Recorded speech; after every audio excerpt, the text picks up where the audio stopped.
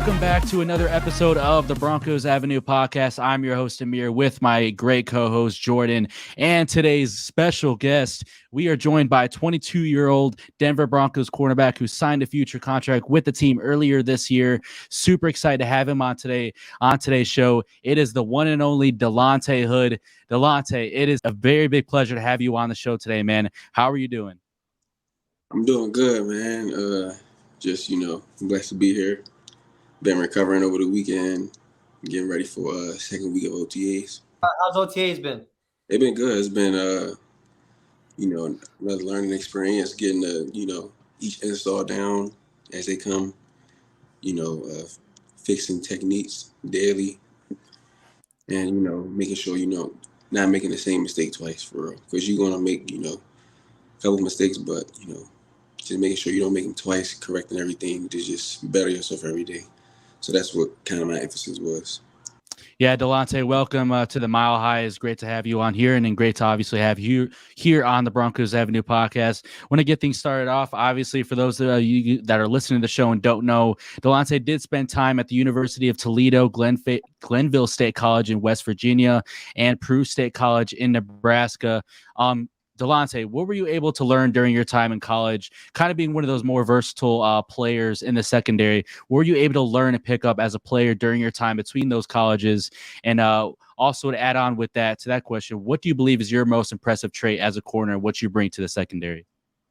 So learning throughout my college, process, kind of been in the predicament I am now, just, having to work up every time, and, obviously I think the coaches in college or any coach I've had knew that I had a potential. With just about showing it and, on the field and just capitalizing my opportunities. So really just keeping a level head and, the hungry mindset really was my main lessons in college for real. Just starting out because, like I said, just having to work from the back to get to the front. And that's kind of the situation I am in now. So, and what was the second question? Second question, what is like your most, what would you say is your most impressive trait? Something that you kind of carry high with you and are very proud that, what would you say that you have like the most polished in your game as a corner? I feel like my will to do anything is very strong. I think my teammates on the team could tell you that, coming from what they seen from me from off-season workouts so far, or anybody that knows me, can really tell you that for real. So really just my hard-working ability. Of course, talent and stuff I've crafted over the years to critique different areas. If we want to get specific, I think my knack for the ball, or just my instinct, is unique to me, and it's getting better for real. So that goes in the footwork and everything like that. But those are like the traits I think that stand out, or trait. So Delonte, I'm gonna read you a stat that I hope that you take this on in OTAs and training camp. And 18 of the last 19 years, a rookie who has been undrafted for the Denver Broncos has made the 53rd man roster. So it's a little streak that the Broncos have. They're known for undrafted players and making a name for themselves. And I believe you are talented enough to be one of those guys, continue that trend, whether on a 53 practice squad or whatever like that. I think you do have the skills to be that type of person. So what can you provide to the secondary room or special teams room in Denver? Special teams, I know I've been fitting in perfectly, really. Being the flyer on punt, and even getting reps at returning, kick returning, and so flyer on punt, and then punt return and kick return, being the return on kick return. So I think I'm fitting in perfectly with that. I feel like they're starting to feel my speed even more, because I feel like I'm getting faster. I ain't gonna say what I clocked on the miles per hour thing, but it's been up for sure. So So you have some outstanding traits as a corner, watching you a little bit in college and, obviously with the Cincinnati Bengals last year, what, so you have the versatility to play basically virtually anywhere on the field as a defensive back. I've seen you've played a nickel, free safety, and even the box, and of course at an outside corner in college. Shined a lot at Glenville State for those that you guys are listening. And you mentioned your speed. I've read during in certain places that you have, just elite speed. You ran a 4.38 at your pro day, apparently. That's just one of the most impressive traits, obviously, you can have as a corner. It definitely catches the eyes of a lot of scouts and GMs. Just that raw athleticism is very important for the position. Your ball hawking and instinctual ability, as well as for a corner, is amazing. 8 interceptions in your 2019 season at Glenville State. Pretty damn impressive, if you ask me. Don't see that very often at all, and by any DBs in college. So they're really cool to see that, and kudos to you. Is that kind of something that you pride yourself in and think you can do very effectively at the next level, is kind of being one of those ball hawk corners? I know we touched on it a little bit, but do you think you could carry that on into the NFL early in your career? Yeah, I think I can for sure. I think, like you said, my speed, and by the way, like on my pro day, like about 2-3 scouts had 4.2, but I let it slide because it was really a 4.29, but the averages, they kind of made out a 4.38, so it's cool. I know in my training for pro day, before pro day, I clocked 4.2 a couple times. So, but yeah, I think the catapult things, they clock out miles per hour. I hit 23 right on the nose for real, or maybe like 22.9 or something like that. So I feel like that, like my speed is going to allow me to make ball hawking plays. Really, just understanding the defense, understanding what they're trying to accomplish on that side of the ball, and just where I fit in as a corner or wherever. I know y'all spoke of my versatility.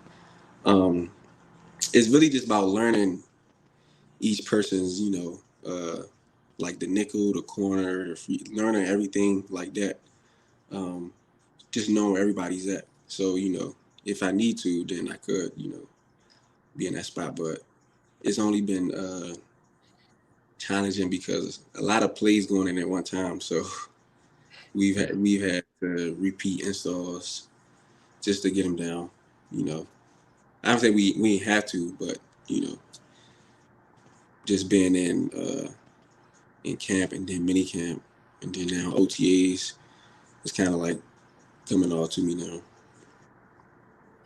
So Delonte, as a corner, I want to know what's your easiest type of wide receiver to cover. So is it like a big body type of wide receiver, or is it like a speedy one-dimensional type of wide receiver? Which one do you prefer?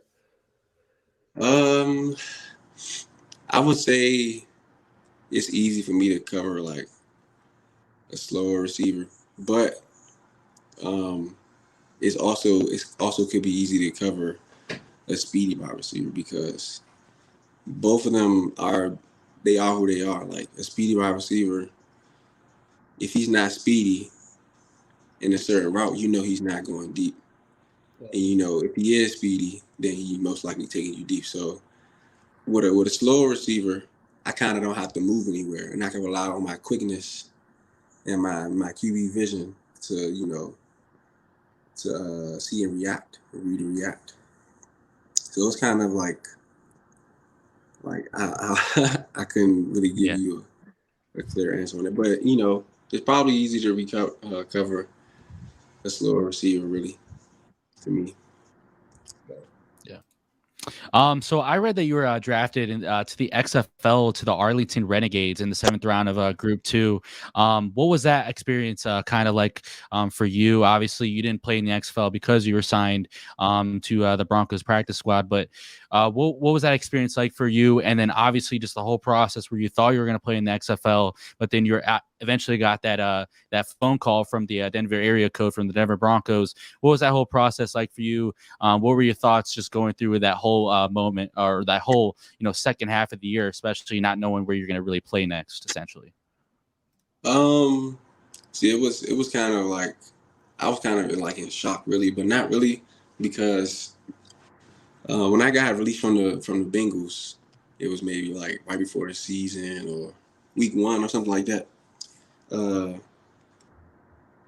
And the Broncos maybe was like the second or third team to work me out.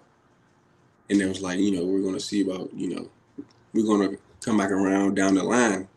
And so, like, I kept thinking, like, I was like, I didn't really know what to take from that for real.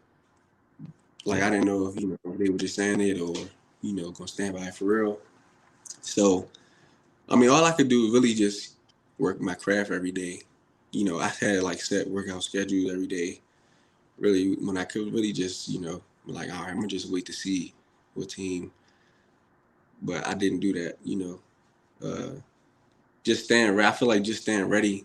And, when the Broncos came back around week 14, week 15, and, they called me. By this time, the XFL draft had already went on, I know the team I'm going to, I'm learning their playbook, their signals, their calls, and then it's like 3 days before I go down there, and my agent is like, the Broncos want to work you out tomorrow. Wow. But I was like, dang, that's crazy. So the bag that I had packed to go to the Renegades, who just recently won the championship, you didn't know, Mm-hmm. but I took that bag down to the Broncos, and I felt like me just staying ready, kind of like paid off really, because all the drills that we had to do for the workout, I was doing, day and night, in my sleep really. So, and then I didn't know if they were going to sign me or send me home again. So I was kind of prepared, like for the worst. But when they signed me, I was like, man, it's crazy. I was literally prepared to go to the, down in Texas, and now I'm on the Broncos. So, just from when they signed me here in Denver till now, I feel like I just showed that, because I got signed to practice squad, just being wherever they needed me to be, trying to execute everything they needed me to do for the, going against the offense, preparing for the week. Just doing all those things, I feel like, got me that future deal. So, it's a blessing for real. So I think Amir has, a similar type question that, well, I'll ask on behalf of both of us. Are there any old school type corners that you watch film on and you try to emulate? Any inspiration from any of the great corners that played in the league or even now? Charles Woodson and Asante Samuel. I like Asante Samuel's off game, and I like Charles Woodson, resting this to the game and just his playmaking ability. Both of them have playmaking ability, but I'm speaking of what stood out to me for real. So those two guys, Charles Woodson for sure though, and there's other great backs like if I want to watch zone, I'm gonna watch. Or I'm gonna watch like Richard Sherman, how he approached his zone coverages. More man, I'm gonna watch Darrell Revis and how he broke his game down. How certain levels of the field, boundary field, who he's going against. It's really about the offensive coordinator for real, and that's what I'm starting to learn in practice of who the offensive coordinator was. So Yeah. So speaking of coordinators, obviously Vance Joseph, the new defensive coordinator here, is the former Broncos head coach who went to Arizona, is now back. How's it been like with him? Because I know you spent a little bit of time with Evero last year, just a little bit, and then obviously being on the practice squad, now transitioning to almost an entirely new coaching staff. But Christian Parker is still there. What has it been like being around Christian Parker? Obviously, the new Vance defensive coordinator Vance Joseph. Does he seem to be rejuvenated? I know you didn't really play with him, play under him whenever he was here as the head coach, but how does he feel? How does it feel being around him and his energy so far as a DC? He got very high energy and very good intellect on the game of how you break stuff down in short little time. So I knew about Vance Joseph when I was in college, and I know he was a great coach. and everything he shows on film, it really turns out to be like that in practice. So it's really good to hear him, talk about the game and then watch it play out just like as he says. So I feel like it's going to be a successful defense. And then Coach CP, he's a great DB coach. The way he breaks down the game and our responsibilities in meetings, he makes it very clear what we have to do. And I feel like our DB room is a great DB room. So on that, like Sean Payton, I love him. I'm glad he's the head coach. I'm a big Bill Parcells guy, and he's cut from that same cloth. And he hasn't had a lot of media access. He hasn't been allowing any of the media to meet with any of the players and interview any of the players, especially on OTA days and stuff like that. What can you tell us with your interaction with Sean Payton, how it is in the locker room and just being around them in OTAs? How is he like? First, I was a little starstruck. I'm not gonna lie, because Sean Payton was one of my favorite coaches growing up as well, like for the New Orleans Saints. But just meet him in person, he I feel like he don't really he talks when he needs to, really. We speak. He said good morning every day, and with the media thing, I think he just wants us to build camaraderie as a team, other than just trying to give media something to talk about, really. So it's really just he want to keep it about us for right now, and I feel like that's cool, really, because it's a lot of proving to do, and I feel like it's not really much to talk about when you're trying to prove something. Yeah, that's absolutely true. So I know we already kind of asked you this a little bit, but how's the environment at Denver been treating you so far? How have the relationships, the bonds been with teammates so far through rookie minicamp and OTAs? I know you reshared a story about PJ Locke the other day. We had him on the show, and he's honestly like one of the nicest players I've ever talked to. So how are the relationships and bonds been so far with the guys and the DB room and just the team in total? They welcomed me in, really. Like, it was a completely different atmosphere from Denver. I mean, from Cincinnati. No shade to Cincinnati, but when I first came in, I thought I had to beat it myself and just keep my head down and work.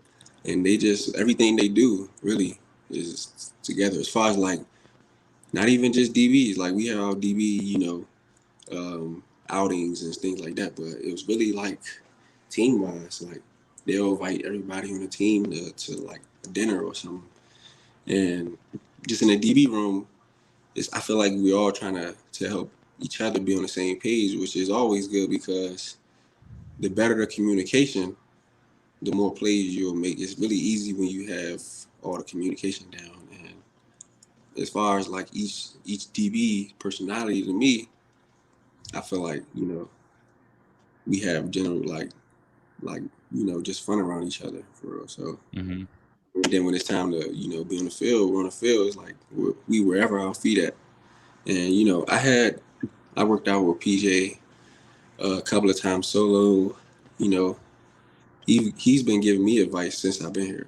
He just gave me advice before we went out on Memorial break about like the practice I had, just how to how we had to adapt, and he was just giving me some of the advice on how I should take notes on the same things to be successful. So he's a good dude for sure. Jay Sims, everybody. That's awesome. I feel like just getting to know him, just like it just shows you a different side of people. Keeping the subject on the secondary and then in that group, you talked about Pat there. I mean, how's he been? Are you learning anything from him? Is there stuff that you guys talking about OTAs or how to do this, how to do that? How's that been? He gave me a few pointers too. I know we both young, for real, but I know he'll know like more than me based off experience. So he's been teaching me like good experience lessons on just like in certain situations, what they really trying to do in this look and that look. So it's been good, getting that advice from him, for sure. He been good though. I mean, Yeah. Yeah, especially considering he's arguably, I mean, not even arguably, he's the best corner in the game of football. So that's got to be pretty damn impressive to come into a room like this and immediately be by one of the best DBs in all football. It's definitely dope for sure. Like just hearing on his side and what he think, and really it's just doing the scheme of the defense. Really, that's gonna help you be successful. If you know what you're doing, it puts you in the best spot. Yeah. So since your time here in Denver, just kind of one of my last questions for you, just kind of want a freebie. What is your favorite thing and least favorite thing about the city of Denver so far, and how you're kind of sitting in so far? Well, my favorite thing, I haven't really gotten to do much to decide my favorite, but I like the sceneries, like the nature part of it, really. If I'm gonna be honest on what I have seen, I haven't really did much. The thing that I dislike the most is, like, after a weekend coming off, gotta get back adjusted to the air. Like, altitude.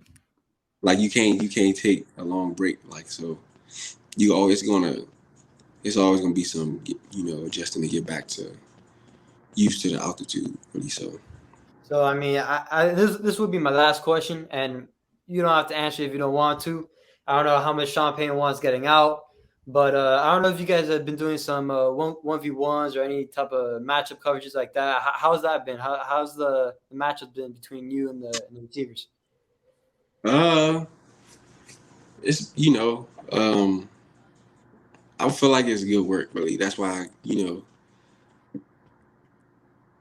it really hasn't been 1v1s, but it's been O versus D, and it's been good, really. Just they made some plays, we made some plays, stuff that you could fix, and we're working on those things too. So that's really the best way I could put it. Really, it hasn't been one-on-ones though, at least not yet. That's awesome. So my very last question for you today, we already asked you kind of about like the DBs that you model your game after, but what would you say is like your favorite DB of all time, and someone that you really like is your dream DB, or someone that you model your game after? You kind of like grew up and were like, yeah, I want to be like him. Who is that defensive back? So my first DB I wanted to be like was Sean Taylor because of his playmaking ability. That's awesome. And then, I might have two more for you, but and then, you come see Charles Woodson win the Heisman. And so I wanted to be like him. And then Jalen Ramsey, before I got to lead, he was somebody that I wanted to, be able to do everything like he does. So it's kind of in that order. Going off those guys you just listed, I'm assuming are you one of those guys that likes to, get a little chippy out there on the field, kind of let the wide receivers hear it a little bit? Is that something you kind of pride yourself on a little bit? I'll do it, but I won't like talk really. I'll like on the slide. Like I'm not really much of a talker. I'll be locked into the game. So awesome. That's awesome. But I can, be like that sometimes. I'm not gonna. It's really awesome. The playmaker that stands out, really. Yeah, I got that switch you could turn on and off to any time. That's dangerous. But yeah, Delonte, thank you so much for being on the show today. Appreciate you giving your time. Hoping nothing but the best for you and your the rest of your NFL career here in the Mile High City. Pushing for you, man, and continue to kill it in minicamp coming up and then training camp as well. Hoping the best for you in the preseason as well. Thank you so much for taking your time out of your day to be on the show, man. Seriously. Appreciate you for sure. Thank you, Delonte. Appreciate you. Yeah, well, that will be it for today's episode. If you guys are listening on YouTube, make sure you guys hit the like button and subscribe. If you guys are listening on Spotify, Apple Podcasts, make sure you guys hit the follow button and leave a 5-star rating. If you guys enjoyed today's episode with Delonte Hood, make sure you guys do all that. All the support is greatly appreciated. Make sure you guys, like I said, are followed, subscribe, or hitting the like button, because we will continue to have more Denver Broncos players, writers, insiders. So hope you guys enjoyed today's episode. I'm your host, Abir, with my co-host Jordan, and today's guest, Delonte Hood, Denver Broncos cornerback. Until the next one, peace.